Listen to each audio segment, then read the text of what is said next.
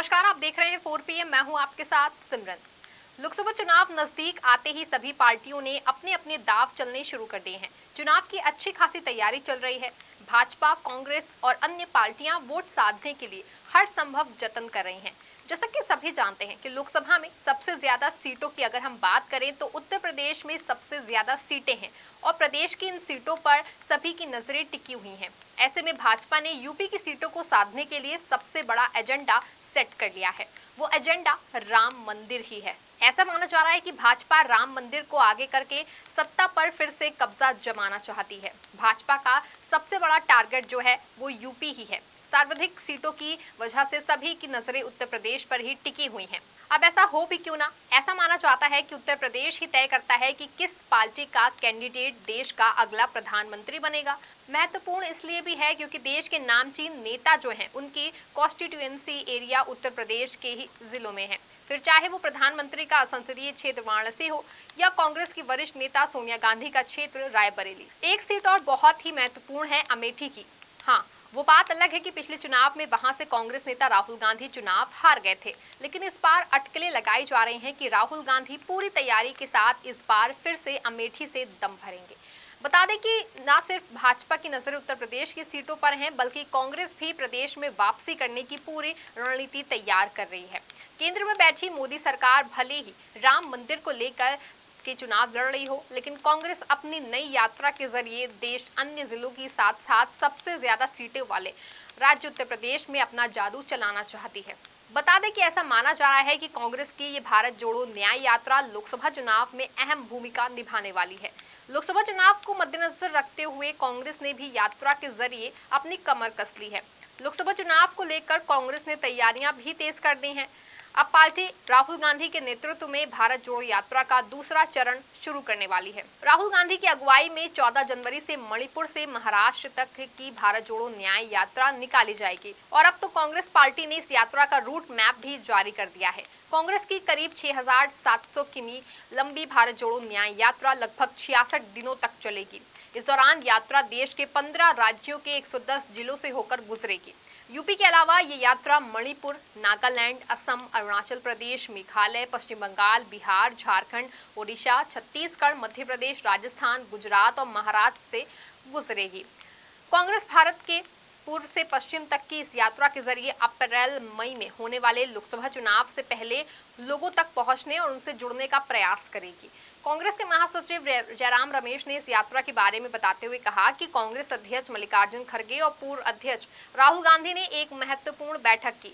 इस बैठक में कांग्रेस पार्टी के प्रदेश अध्यक्ष और सीएलपी नेता मौजूद रहे थे।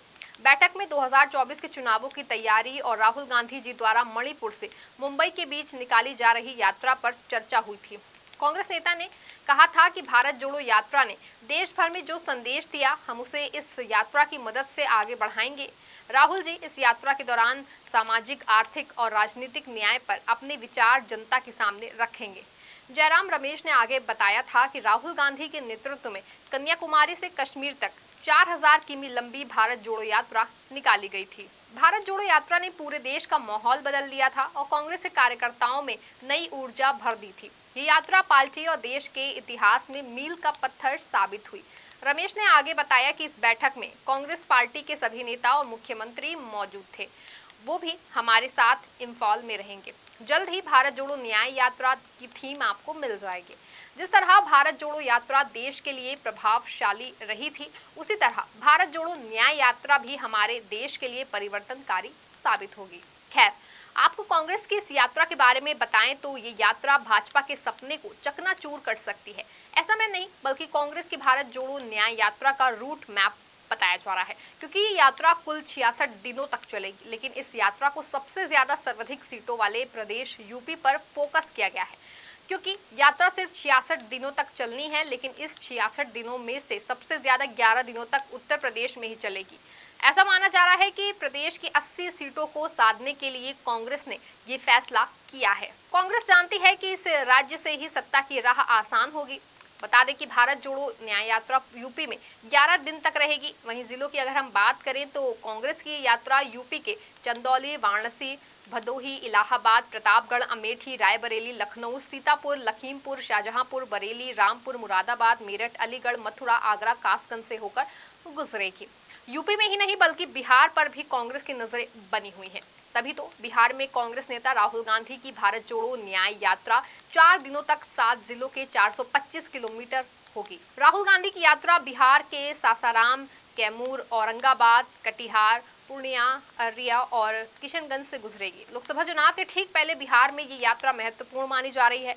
कांग्रेस नेता की यात्रा उन जिलों से गुजर रही है जहां की स्थिति अपेक्षाकृत अच्छी मानी जाती है। पिछली बार जब देश में राहुल गांधी की भारत जोड़ो यात्रा निकाली गई थी तब बिहार में राहुल गांधी की यात्रा नहीं हुई थी। सांकेतिक यात्रा के तौर पर प्रदेश के कांग्रेस नेताओं ने 5 जनवरी 2023 से 12 जिलों में यात्रा की थी। लेकिन कांग्रेस जिस तरह से कमबैक कर रही है, ऐसे में यही लगता है कि कांग्रेस ने जहां जहां अपनी रणनीतिक जमीन गंवाई है वहां से वापस लेने के मूड में है। क्योंकि इतिहास रहा है, जिसने भी लोकसभा चुनाव में यूपी को जीत लिया उसकी सत्ता देश में बनती है। फिर चाहे इमरजेंसी के बाद 1977 का चुनाव हो या फिर 2004 का चुनाव ही क्यों ना हो।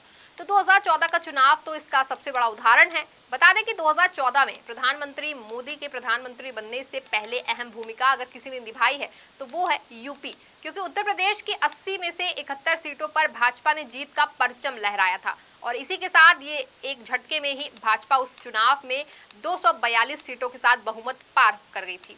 ऐसा ही कुछ हाल 2019 के चुनाव में भी देखने को मिला। लेकिन अब कांग्रेस की आंखें खुल गई हैं, तभी तो पहला टारगेट यात्रा के जरिए यूपी को किया जा रहा है। अब इस यात्रा में कोई ढिलाई नहीं बरती जा रही है। लोगो लॉन्च किया गया है। इस लोगो को 2 हिस्से में लिखा गया है, भारत जोड़ो न्याय यात्रा, न्याय का हक मिलने तक। इससे एक हिस्से में भारत जोड़ो नया यात्रा लिखा गया है। अब इस यात्रा में कोई ढिलाई नहीं बरती जाएगी। लोगों की लॉन्चिंग के मौके पर कांग्रेस अध्यक्ष मल्लिकार्जुन खड़गे ने कहा कि यात्रा 14 जनवरी से शुरू होगी। उन्होंने कहा कि राहुल गांधी जी के नेतृत्व में हम 14 जनवरी से भारत जोड़ो न्याय यात्रा शुरू कर रहे हैं। भारत जोड़ो न्याय यात्रा देश के सामाजिक, आर्थिक, राजनीतिक और बुनियादी मुद्दों को लेकर निकाली जा रही है। इसकी लॉन्चिंग के बारे में कांग्रेस ने भी अपने आधिकारिक एक्स में ट्विटर अकाउंट का ट्वीट कर जानकारी दी।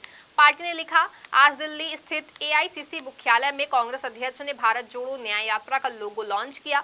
भारत जोड़ो न्याय यात्रा देशवासियों को आर्थिक, सामाजिक और राजनीतिक न्याय दिलाने की ओर हमारा एक मजबूत कदम है। गौरतलब है कि कांग्रेस के इस दाव से भाजपा के खेमे में आग लग गई है। ऐसा इसलिए भी है क्योंकि कांग्रेस भाजपा के राम मंदिर वाले दाव पर भी यात्रा निकाल कर कहीं ना कहीं फर्क डाल देगी। और दूसरी तरफ जब कांग्रेस की पहली यात्रा निकाली गई थी तो इंडिया गठबंधन का नाम भी नहीं था, लेकिन अब लोकसभा चुनाव से ठीक पहले यात्रा का ऐलान होना एक बड़ा स्टंट माना जा रहा है। अब अनुमान लगाया जा रहा है कि कांग्रेस की इस यात्रा में इंडिया गठबंधन के सभी दल शामिल हो सकते हैं। यदि ऐसा हुआ तो भाजपा के लिए ये किसी खतरे की घंटी से कम नहीं होगा, क्योंकि गठबंधन के दल शामिल होंगे तो उनके समर्थक भी शामिल होंगे और ऐसे में कांग्रेस को भाजपा के सामने एक बड़ी मजबूती मिलेगी और इसका फायदा सीधा सीधा 2024 के लोकसभा चुनाव में देखने को मिलेगा। खैर, ये तो आने वाला समय ही बताएगा कि सत्ता इस बार परिवर्तन होगी या फिर भाजपा के खेमे में जाएगी। लेकिन अभी की इस दाव और गठबंधन की मजबूती को देखते हुए तो यही लगता है कि कांग्रेस या यदि दाव सही तरह से काम कर गया तो भाजपा को भारी नुकसान हो सकता है। फिलहाल इस खबर में बस इतना ही। आप ऐसे ही देखते रहें 4PM। धन्यवाद।